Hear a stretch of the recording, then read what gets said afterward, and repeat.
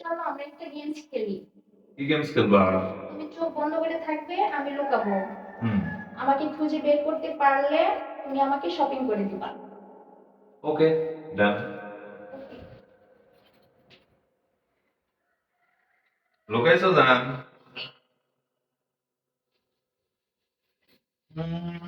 তোমার জানটা কোথায় লুকালো রে? কোথায় লুকালো রে? কোথায় যে খুঁজে পাই জান?